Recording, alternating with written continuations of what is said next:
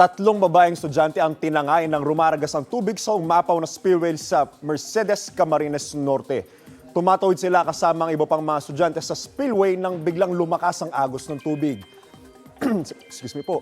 Sinakloloan sila ng mga residente at tanod sa lugar. Ligtas na ang tatlong estudyante. Umapaw ang spillway bunsod ng masamang panahon.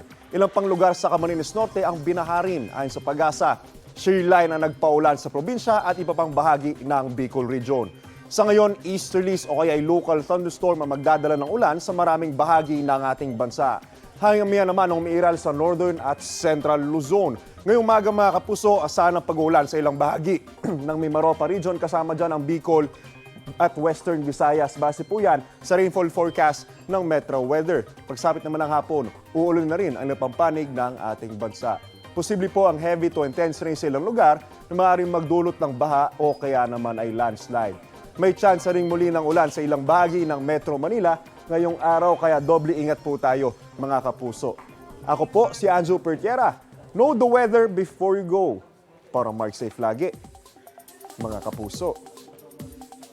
Kapuso, para laging una ka sa mga balita, bisitahin at mag-subscribe sa GMA Integrated News sa YouTube. Sa mga kapuso abroad, samahan nyo kami sa GMA Pinoy TV at sa www.gmanews.tv.